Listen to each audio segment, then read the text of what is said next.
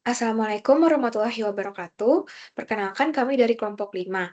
Pada kesempatan kali ini, kami akan mempresentasikan hasil analisis kegagalan proyek teknologi informasi dengan studi kasus penutupan operasional JDI di Indonesia pada tahun 2023. Nah, dalam presentasi ini kami juga akan membahas bagaimana sih kegagalan proyek, analisis risiko, strategi mitigasi, lesson learned, serta inovasi teknologi yang dapat diterapkan agar proyek serupa lebih berhasil di masa yang akan datang. Dengan anggota kelompok, Saya Cindy Haan dengan NIM 2023 31043. saya sendiri Alia Latifa dengan NIM 2023 31184.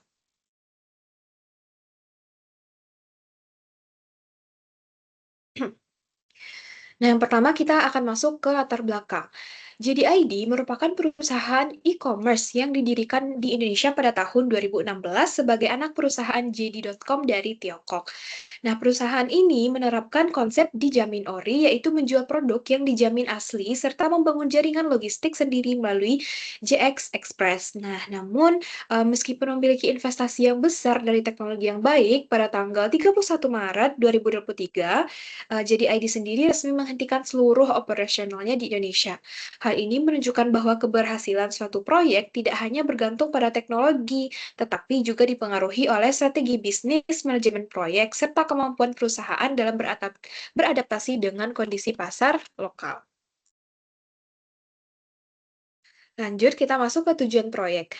Nah, tujuan utama dari proyek Jadi ID ini adalah membangun platform e-commerce business to customer atau B2C yang mampu menyediakan produk asli dengan pelayanan yang cepat dan terpercaya. Selain itu, Jadi ID juga ingin membangun sistem logistik mandiri melalui JX Express agar proses distribusi barang dapat dikendalikan secara langsung sehingga kualitas layanan kepada pelanggan menjadi lebih baik dibandingkan kompetitor. Lanjut. Nah, kita masuk ke skop proyek. Nah, ruang lingkup atau skop proyek sendiri itu mencakup pengembangan website dan aplikasi mobile, sistem pembayaran, sistem gudang, pengelolaan inventory, customer service, hingga pengembangan jaringan logistik CX Express.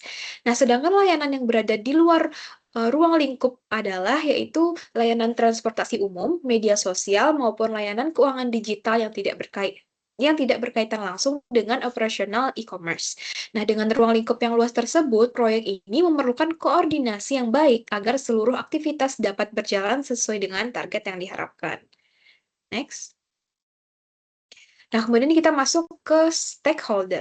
Dan proyek ini terdapat beberapa stakeholder yang memiliki peran penting tentunya. Stakeholder internal sendiri terdiri dari manajemen JDID-nya, tim IT, tim operasional, tim logistik, dan JD.com sebagai perusahaan induk, sedangkan stakeholder eksternal meliputi pelanggan, penjual atau seller, investor, vendor, serta mitra logistik. Nah, seluruh stakeholder itu harus memiliki komunikasi yang baik agar setiap keputusan akan berdampak terhadap keberhasilan proyek. Next, kita masuk ke kebutuhan pengguna. Nah, pengguna mengharapkan aplikasi itu yang mudah digunakan, harga yang kompetitif, produk yang asli, proses pembayaran yang mudah, serta pengiriman yang cepat.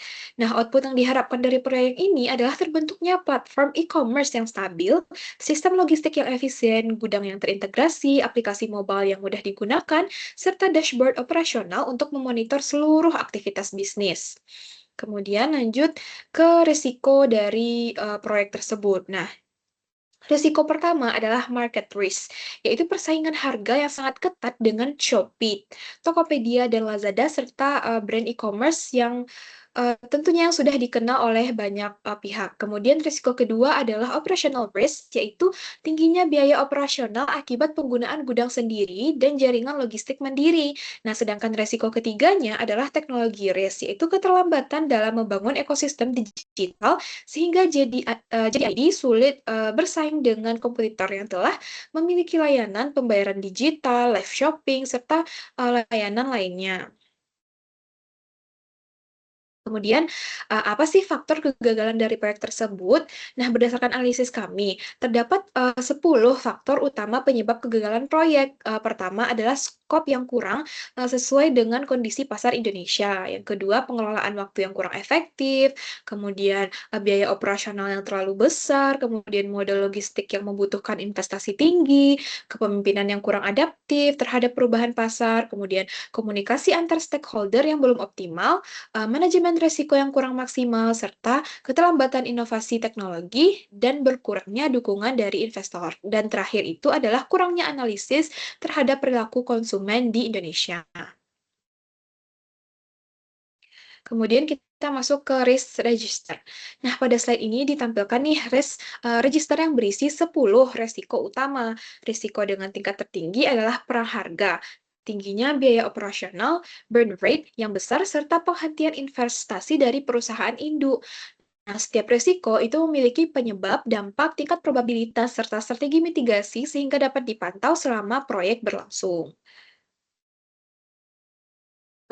Selanjutnya yaitu mitigasi risiko. Beberapa strategi mitigasi yang kami usulkan adalah memfokuskan bisnis pada niche market, menggunakan pihak ketiga untuk distribusi di luar kota besar, melakukan monitoring proyek secara berkala, mengendalikan perubahan ruang lingkup proyek, meningkatkan kompetensi SDM melalui pelatihan, memperbaiki komunikasi dengan investor, serta melakukan evaluasi pengguna secara berkala untuk mengetahui kebutuhan pasar.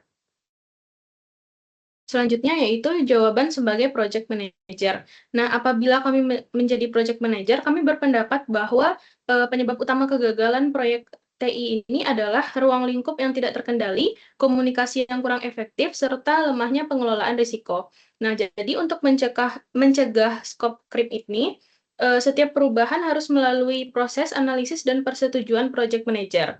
Jadi, komunikasi menjadi faktor penting karena mampu menyamakan persepsi seluruh anggota tim, mempercepat pengambilan keputusan, serta mengurangi kesalahan selama pelaksanaan proyek. Kolaborasi tim dapat dibangun melalui pembagian tugas yang jelas, rapat rutin, penggunaan tools, manajemen proyek, dan budaya saling memberikan umpan balik. Selanjutnya yaitu Agile versus Waterfall. Menurut kami, penggunaan Agile tidak selalu lebih baik dibandingkan Waterfall. Agile ini cocok digunakan pada proyek yang membutuhkan perubahan cepat, seperti pengembangan aplikasi e-commerce, karena kebutuhan pengguna dapat berubah sewaktu-waktu. Sedangkan Waterfall lebih sesuai untuk proyek yang memiliki kebutuhan tetap. Misalnya, pembangunan sistem administrasi dengan spesifikasi yang sudah jelas sejak awal. Nah, jadi dalam kasus GDID ini, metode Agile lebih sesuai karena mampu beradaptasi dengan perubahan pasar yang sangat dinamis. Selanjutnya, yaitu artificial intelligence dalam project management ini. Nah, jadi artificial intelligence memiliki potensi besar dalam meningkatkan keberhasilan manajemen proyek. Nah, AI dapat digunakan untuk memprediksi risiko proyek, menganalisis perilaku pelanggan, memperkirakan permintaan pasar, membantu pengelolaan stok, hingga menghasilkan laporan proyek secara otomatis. Jadi dengan AI, pengambilan keputusan menjadi lebih cepat, akurat, dan berbasis data. Selanjutnya yaitu inovasi teknologi. Terdapat 3 inovasi yang utama yang kami usulkan. Pertama adalah artificial intelligence untuk memprediksi permintaan pelanggan dan risiko proyek. Kedua adalah business intelligence dashboard yang digunakan untuk memonitor penjualan, performa gudang, dan indikator kinerja secara real time. Yang ketiga adalah cloud computing yang membuat infrastruktur itu lebih fleksibel, aman, dan mudah dikembangkan sesuai kebutuhan perusahaan.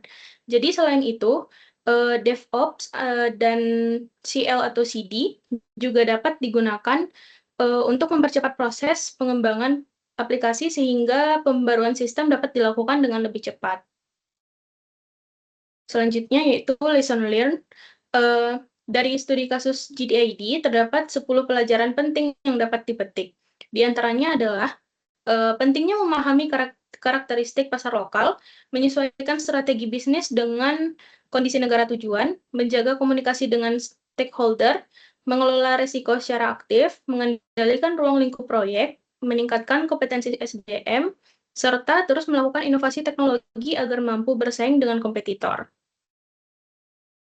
selanjutnya, yaitu rencana perbaikan 6 bulan. Rencana perbaikan proyek disusun selama 6 bulan.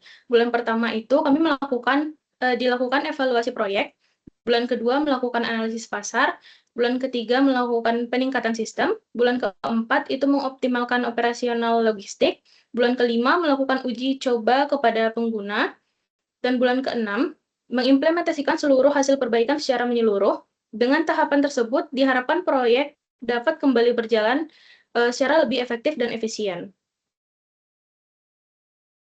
Jadi kesimpulan yang dapat kami ambil, kegagalan GDID bukan disebabkan oleh teknologi yang buruk, tetapi lebih dipengaruhi oleh strategi bisnis yang kurang sesuai dengan kondisi pasar Indonesia. Keberhasilan proyek teknologi informasi ini memerlukan perencanaan yang matang, kepemimpinan yang adaptif, komunikasi yang efektif, pengelolaan risiko yang baik, serta pemanfaatan teknologi seperti artificial intelligence untuk mendukung proses pengambilan keputusan. Nah, sekian yang dapat kami sampaikan. Mohon maaf apabila terdapat kesalahan dalam pengucapan. Kami dari kelompok 5. Assalamualaikum warahmatullahi wabarakatuh.